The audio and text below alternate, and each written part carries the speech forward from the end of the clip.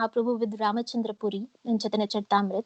Ramachandra Puri, he was a god brother of Chaitanya Mahaprabhu's guru, Ishwara Puri. So Chaitanya Mahaprabhu regarded him at the level of his guru. Now, this Ramachandra Puri, he offended his guru, Madhavendra Puri. When Madhavendra Puri was crying on his deathbed, calling out for Krishna, Ramachandra Puri told him, "Oh, why are you crying for Krishna? You should remember Brahman." So Madhavendra Puri, he got angry and he told him to go out. Get out, you sinful rascal. So then, because of his offensive behavior towards his guru, Ramachandra Puri's bhakti, it diminished, and he later criticized Lord Chaitanya Mahaprabhu. He said, I see that Chaitanya Mahaprabhu and his followers, they're eating too much. So one time he saw ants in Chaitanya Mahaprabhu's room, and he immediately concluded that Mahaprabhu was eating a lot of sweets and he's not able to control his senses. But then the thing is that we need to understand how Chaitanya Mahaprabhu responded to that criticism.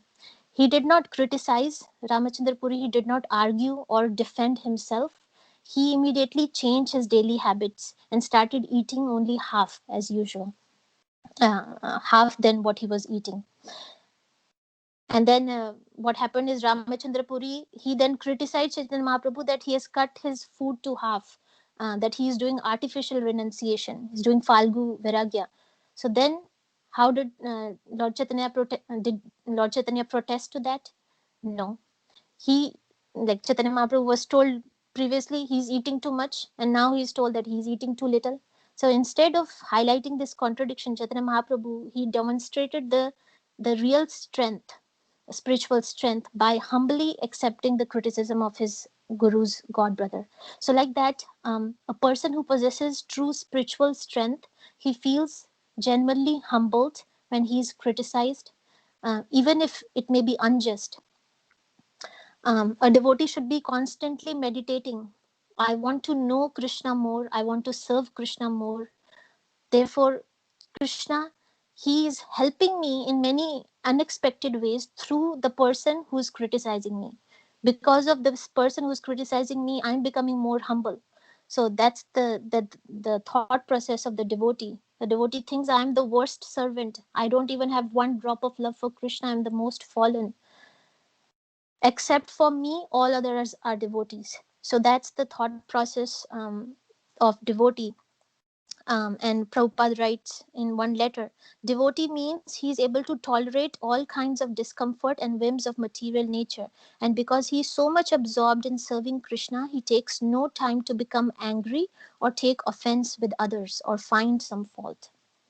So we need to be totally absorbed in doing bhakti, in doing our um, devotional service, and pleasing our guru, that we don't even care what others are saying to us.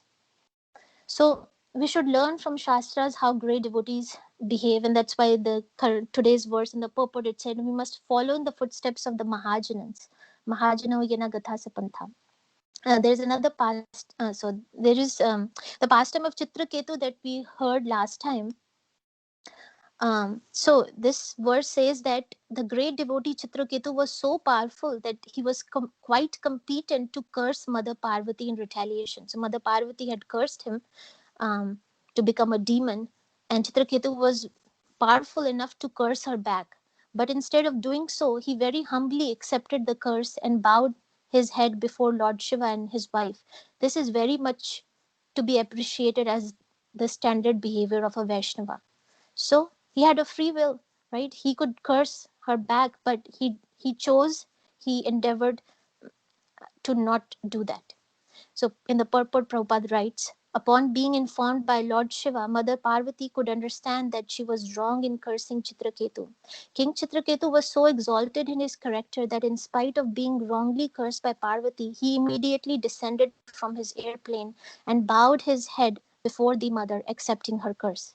So he knew that it was unjust, the curse that he has, because really he was not criticizing Shiva or offending Shiva, but Parvati thought that he was. So it was unjust, the curse, but still he accepted it humbly. This has already been explained. Narayana Parasarve Nakutashchana Bibeti. Chitraketu very sportingly felt that since the mother wanted to curse him, he could accept this curse just to please her. This is called Sadhu Lakshanam, the characteristic of a sadhu or a devotee. As explained by Sri Chaitanya Mahaprabhu, Trinad api sunichana tarur api sahishnuna. A devotee should always be very humble and meek and should offer all respects to others, especially to superiors.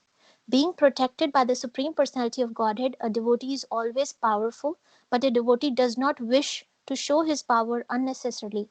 However, when a less intelligent person has some power, he wants to use it for sense gratification. This is not the behavior of a devotee. So, same thing we see in other great devotees' examples. Parikshit Maharaj, when he was cursed by Shringi, he did not retaliate. We have the example of Ambarish Maharaj.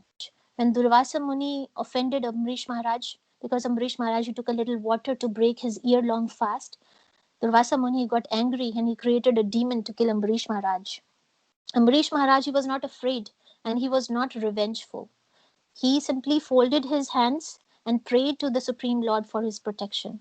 My Lord, if you want me to die, then I am ready to die. If you want me to live, then I have no fear of anything. I am your property, so do as you like. I'm your servant. So then when Vishnu sent his Sudarshan Chakra to kill Durvasa Muni, Durvasa, he asked for forgiveness. And Vishnu said, I have no power to forgive you. Only Ambarish Maharaj has the power to forgive you. So when we offend devotees, the only way we can get out of that offense is not by chanting our rounds. We have to go ask for forgiveness from the devotee who we offended. So Durvasa Muni, he ran right back to Ambarish Maharaj. While all this was going on, entire year had passed, and Ambarish Maharaj, for the whole year, he was waiting for Durvasa Muni to come back, and he did not eat anything for the entire year. He felt it was not a proper etiquette to eat before his guest eats. So Durvasa Muni, when he came and he fell down at the feet of Ambarish Maharaj, asked for forgiveness. Ambarish Maharaj said, who am I to give you forgiveness? My Lord, please give him forgiveness. Please forgive him. So then Sudarshan Chakra, at that point it went away, and Ambarish Maharaj, he very humbly said to Durvasa Muni, because of me, Durvasa Muni, you have been put into all this trouble. I'm so sorry. I beg forgiveness to you. Please come and take prasad. So we can see the quality of humility and forgiveness that these great devotees are demonstrating. I will end with another pastime from Chaitanya Charitamrita uh, of how devotees choose to behave humbly to difficult situations. So we have the pastime of Shivananda Sen. So read from here. So basically, Shivananda Sen. So Shivananda Sen, he used to bring devotees to Jagannath Puri from Bengal, and he used to take care of everything for them, like their maintenance during the travel, their arrangements for staying, the paying of the toll taxes. He was humbly serving all the devotees. So here I will start. Meanwhile, all the devotees journeyed from their homes in Bengal to see Sri Chaitanya Mahaprabhu. So these devotees we used to visit Jagannath Puri every year during the Jagannath Puri Rath Yatra, would stay there for 3 to 4 months. Headed by Shivananda Sen, Advaita Acharya, and others, all the devotees assembled in Navadvip. The inhabitants of Kulina Gram and Khanda village also assembled at Navadvip. Because Nityananda Prabhu was preaching in Bengal, Sri Chaitanya Mahaprabhu had ordered him not to come to Jagannath Puri that year. However, he went with the rest of the party to see the Lord. Srivas Thakur was also there with his 3 brothers and his wife Malini. Acharya Ratna was similarly accompanied by his wife. The wife of Shivananda Sen also came, along with their 3 sons. Raghav Pandit joined them carrying his famous bags of food. Vasudeva Datta, Murari Gupta, Vidyanidhi, and many other devotees went to see Sri Chaitanya Mahaprabhu. Altogether, they numbered 200 or 300. The devotees first saw Sachi Mata and took her permission. Then in great happiness they started for Jagannath Puri, congregationally chanting the holy name of the Lord. Shivananda Sen managed the payment of tolls at different places, maintaining everyone. He guided all the devotees in great happiness. Shivananda Sen took care of everyone and gave each devotee places to stay. He knew all the paths leading to Orissa. One day, when the party was being checked by a toll collector, the devotees were allowed to pass, and Shivananda Sen remained behind alone to pay the taxes. The party went to a village and waited beneath a tree because no one but Shivananda Sen could arrange for their residential quarters. Nityananda Prabhu meanwhile became very hungry and upset, but he had not yet obtained a suitable residence. He began calling Shivananda Sen all ill names. Shivananda Sen has not arranged for my residence, he complained, and I am so hungry I could die. Because he has not come, I curse his 3 sons to die. So Nityananda Prabhu was a little upset with the situation. And Shivananda Sen, he was just at the toll collector booth paying the taxes. It was getting delayed. And Nityananda Prabhu said that I curse Shivananda Sen's 3 sons to die. So hearing this curse, Shivananda Sen's wife began to cry. Just then Shivananda Sen returned from the toll station. Crying, his wife informed him, Lord Nityananda has cursed our sons to die because his quarters have not been provided. Shivananda Sen replied, You crazy woman, why are you needlessly crying? Let my 3 sons die for all the inconvenience we have caused Nityananda Prabhu. After saying this, Shivananda Sen went to Nityananda Prabhu, who then stood up and kicked him. Very pleased at being kicked, Shivananda Sen quickly arranged for a milkman's house to be the Lord's residence. Shivananda Sen touched the lotus feet of Nityananda Prabhu and led him to his residence. After giving the Lord his quarters, Shivananda Sen, being very pleased, spoke as follows. Today you have accepted me as your servant and have properly punished me for my offense. My dear Lord, your chastising me is your causeless mercy. Who within the 3 worlds can understand your real character? The dust of your lotus feet is not attainable even by Lord Brahma, yet your lotus feet have touched my wretched body. Today, my birth, my family, my activities have all become successful. Today, I have achieved the fulfillment of religious principles, economic development, satisfaction of the senses, and ultimately devotional service to Lord Krishna.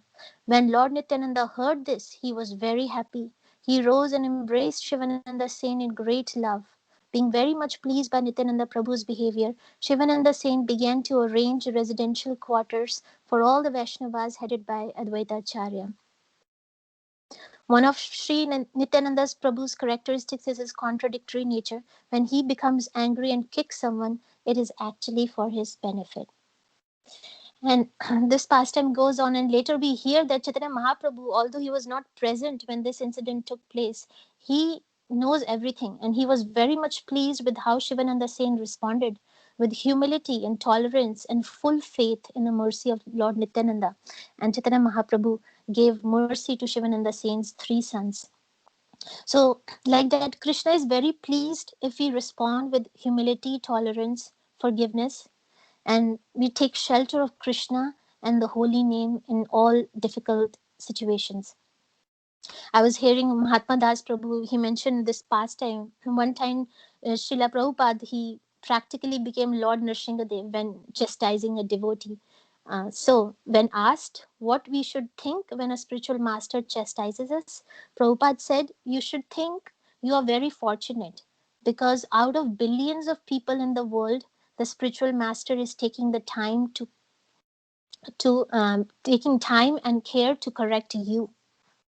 So we should take all criticism from our superiors and also from others in a positive way. Same goes when Krishna, he gives us suffering, instead of us lamenting, oh, why this happened to me, and instead of pointing fingers to others that this person is the cause of my suffering, we should ask, how is this Krishna's mercy? Like, Krishna is giving me mercy. What is Krishna trying to teach me through this situation? So this will enable us to see how adversity, a difficult situation, is actually helping us. how it is really a Krishna, how it is really Krishna's gift to us. So if we see our suffering as a means to correct us, to improve us, we will feel Krishna is taking special care of us. So taking all the difficult situation as a mercy of Krishna, as an opportunity to take more and more shelter of Krishna and his devotees and his instructions. This way, the suffering in our life becomes actually Krishna's suffering in our life does not appear to actually be suffering, right? So like Queen Kunti, she prays Srimad Bhagavatam 1:8-25. Um, I wish those calamities would happen again and again, so that I'll see you again and again. For seeing you means for seeing you means that I will no longer see repeated births and deaths. So devotees, with this thought, they are fully surrendered, um, and as we saw, they have all good qualities of humility, tolerance, and they take full shelter of Krishna's holy name in all the difficult situations. They have full faith in Krishna's protection, and that's why their path is akuto bhaya, free from fear. So I'll stop here, Prabhuji, today.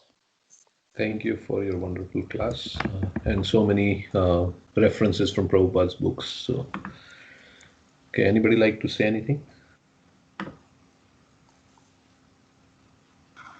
I know we discussed enough, but beautiful class. yeah. Thank you, Mataji. I was thinking a few things while we were, so maybe I can share. So the last thing you were saying, suffering in life of a devotee is also Krishna's mercy. Of course, the advanced devotees take it like that.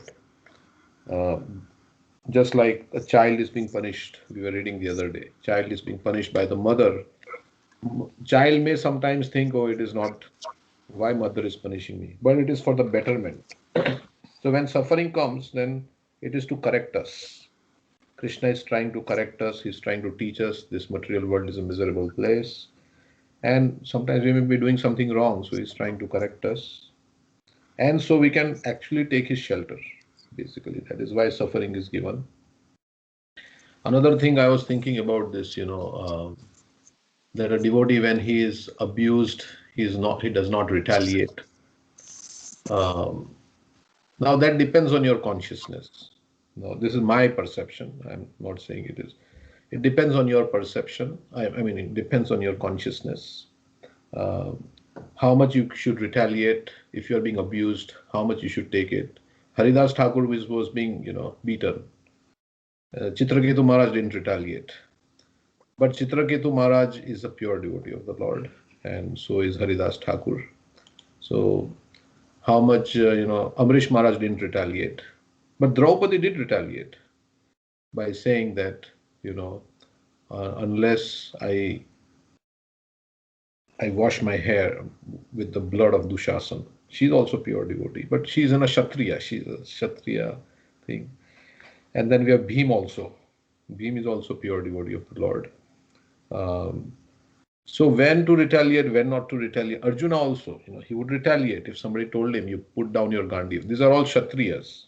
For Brahminical devotees, it is more like, tolerance and humility. And we are trying to become Brahmanas, you could say like that. But if somebody is abusing us, how much you have a right to protect yourself. So that is also another thing that I was thinking that, and it depends on your consciousness. If you are feeling that, oh, this is my karma coming back to me. Now, to what extent you think like that is also, like somebody is coming to steal in my house. I may think that, okay, should I stop him from doing, he's trying to take away. Of course, it is Krishna's property. If we think like it is Krishna's property is trying to take away, then maybe we should do something. So it depends on your consciousness. How, isn't it? Does anybody like to say anything about that? We can try, but we can't imitate also the behavior of pure devotees. We can follow in their footsteps, but we are at our level of consciousness also. Just like the pure devotee is fearless, but we have to have healthy fear, because for pure devotee, Maya cannot touch him. But for sadhaka, one should be very fearful and vulnerable to Maya. And Prabhupada, by his own prayer, he was showing that, no, Krishna, please protect me because I can fall down at any time. He's pure devotee, but still he's having healthy fear. So, so we have to know our specific weakness. Everybody has their weakness. Your weakness may be my strength, and my strength may be your weakness. So, in one purport, I was remembering Narad Muni, he brought Kayadu into his house, into his cottage. After Hiranyakashipu left for austerity, doing austerity, Narad Muni brought Kayadu into his cottage and he was instructing her. But in that, I think it is in the seventh canto, Prabhupada writes that Narad Muni can do that. He can bring a young girl into his cottage and give her. But for an ordinary person, it may not be very, because they should have fear that, okay, I may fall down, do something like that. So for Narad Muni, he can do something uh, which is not, which may not be possible for an ordinary person. So, and he was quoting that verse, Matra Swashra Duhitrava, one should not sit in a secluded place with one's mother, sister, or daughter because the senses are so strong that it can even bewilder a man who is greatly learned. Uh, in Bhagavad Gita also Krishna says, so that is also another. So we can't imitate the pure devotees. And then another thing that I think you read about was how when you chant the name, then automatically the pastimes, the form, everything comes. So I was thinking that I'm chanting, but why this is not? Because the chanting has to be pure. As it becomes purer, then the form of the Lord will be revealed. Nam, Roop, Gun, Leela. So till that time, we may not be able to. But when the pure devotee chants, he sees the form, the pastimes, everything goes on in his mind. And another thing I was thinking, Draupadi's pastime, you were mentioning that how Draupadi went to her husbands, the five husbands, who are pure devotees. And Bhishma Dev is also a pure devotee. So Draupadi is also pure devotee. And they are also, the five Pandavas are pure devotees. Bhishma Dev is a pure devotee. But they could not help. So when you were talking about the definition of humility, of course it is Krishna's Leela, you could say. That is why. But Krishna, the humility means I cannot depend on anybody but Krishna. And that's what Krishna was saying. Krishna was saying, oh, you went to the Pandavas, you went to Bhishma. You are not fully dependent on me. You went to all other shelters. You did not take full shelter of me.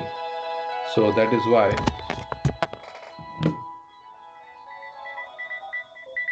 One minute. So that is why, I did not respond immediately. So ultimately, we have to fully depend on Krishna, taking the guidance of pure devotees, but the dependence should be fully on Krishna. So, and of course, this is a Leela. Krishna wants to show that how you have to exclusively depend upon him and nobody else. So that was also, I was thinking about this, like when you were saying. And there is another thing you were talking about, fear of surrender. Why we can't surrender? Because, theoretically we know that we feel that we will lose something. If we surrender, who will take care of me? What about, my maintenance, my sustenance? There is a fear like that. That is why we cannot fully surrender. Will I lose anything if I surrender to the Lord? And another reason why we don't surrender is we think something else is more pleasing than surrendering to Krishna. Material desires, this engagement in sense gratification will give me more happiness than surrendering to Krishna. So that is why we can't surrender also.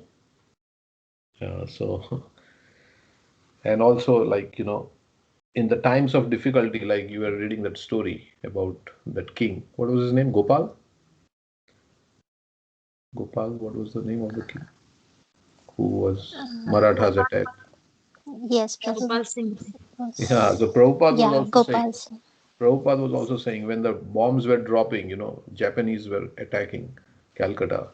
I think it was Japanese. And Prabhupada was also making kachoris and he was offering it to Krishna. If the bomb comes, then he was saying that, oh, I will think the bomb is Krishna. And he also went on Sankirtan, just like this king. Uh, Srila Prabhupada went on Sankirtan when everybody was leaving Calcutta. Of course, he's a pure devotee. Of course, again, we cannot. And another thing of developing the qualities, I would like to read something in the 12th chapter. Prabhupada says in 12th chapter, verse number 18 and 19, purport. Prabhupada writes about these qualities. He says the different qualities are there. We may find some repetition in the descriptions of the qualifications of a devotee, but this is just to emphasize the fact that a devotee must acquire all these qualifications. Without good qualifications, uh, where is it? One cannot be a pure devotee. Harava bhaktasya kuto mahatguna. One who is devotee has no good qualification. One who wants to be recognized as a devotee should develop the good qualifications. Of course, he does not extraneously endeavor to acquire these qualifications. Means just I'm trying to be this and that. Of course, we have to try to cultivate humility, tolerance like that. But it will become steady only when we engage in Krishna consciousness. But engagement in Krishna consciousness and devotional service automatically helps him develop them. So in the 13th chapter also, 13:8 through 12, Amanitvam, Adhamitvam, Ahimsa, Shantirarjavam, Acharya Upasnam, Saucham, Stairyam, Atma Vinigraha, that whole list of qualities that is described. And then Prabhupada says, of all the qualities, the most important quality is Mai Chananya Yogena Bhakti Ravyabhicharini. He says, humility without, there are so many, as you were reading, Mayavadis are also, in the purport we read, Mayavadis may also be very nicely behaved, they may be saintly, they may be like so many things, but they have no bhakti. So Krishna is saying that of all the qualities in the 13:8 through 12, he says the most important quality is to exclusively depend on Krishna, engage in devotional service, unalloyed devotional service to the Lord. This is the quality which will help us develop all other good qualities. So from this quality of serving Krishna, and here also he says, all the other good qualities will come. So otherwise they are on the mental platform. Harava bhaktasya kuto mahatguna manorathena sati dhavato bahi. So, and when you're talking about becoming free from envy, how we can become free from envy? When we think why we are envious, because somebody has some talent better than us, something they can do better than us. That's why we feel envious. So they can maybe cook nicely or they can sing nicely, as Bhaktivedanta Maharaj, they can do something which I can't do, but I want to do, but I can't do what they are doing. But Krishna is not looking at that talent. Manye dhana bijana rupa tapashruta ojas. Prahlad Maharaj says, no, you cannot please Krishna because you have talent. Because you have talent of cooking or singing or speaking or whatever talent. That is not the qualification to please the Lord. So in that way, we can realize that, if somebody has talent and they're trying to please the Lord, that's very good. But if somebody has no talent, they can equally please the Lord by bhakti, because bhakti is not dependent on how much talent one has, how beautiful one looks, or any of this. Manye dhana abhijana rupa tapashruta ojas. So in that way, we can think that I have the same opportunity to please the Lord as somebody who has talent, which I may not have, if we are envious of somebody who has talent. Because it is not by talent, but by the qualification of surrender that we can please the Lord. And we always give the example of the squirrel and Hanuman, how both of them were trying to do their best in their service, and they pleased the Lord to the same extent. So in this way, we can become free of envy, because you'll find somebody who does something better than you in some way, but it doesn't necessarily mean that somebody has talent, means they are pleasing the Lord better than somebody who doesn't have the talent. Or it doesn't even mean that, they may be pleasing also. But so Krishna has given them the talent. He has not given me. Based on their karma and their surrender, Krishna has given them the talent. He has not given me. That's all right. But talent is not the qualification. So in this way, we can become non-envious. And we can be satisfied with what we have been given and use that, whatever abilities I have got, we'll be satisfied and we can.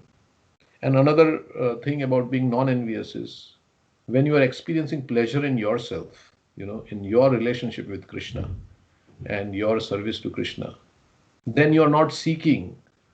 You become envious generally because you want name and fame. And what you think, why others are being praised? Why I am not? Why others have more than me? But if you are satisfied in yourself with the chanting and hearing, then you are not looking for that kind of sense gratification because you are happy. It's just like if you have eaten a meal and you are satisfied, then it doesn't matter somebody offers you food or not, right? Because you are satisfied. You are not hungry. When you are hungry for sense gratification and subtle sense gratification, then there comes envy.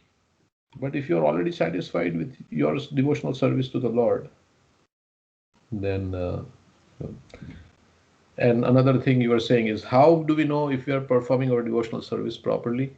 When we are developing the symptoms, avyartha kalatvam, shantir avyartha kalatvam, viraktir manashunyata, all these things, not when we don't like to waste time, when we are tolerant, when we are not expecting respect from others, manashunyata,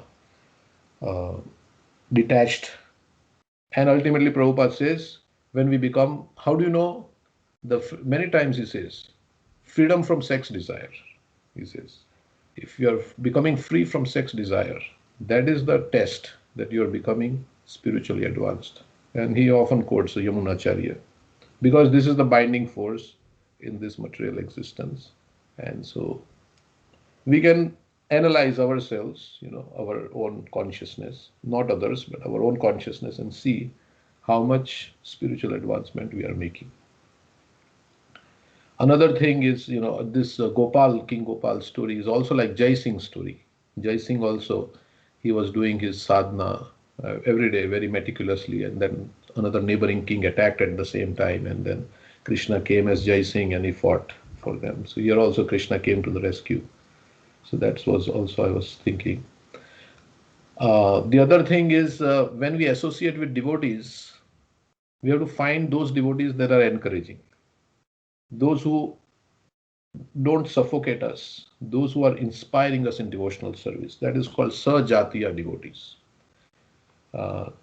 Sajatiya. So,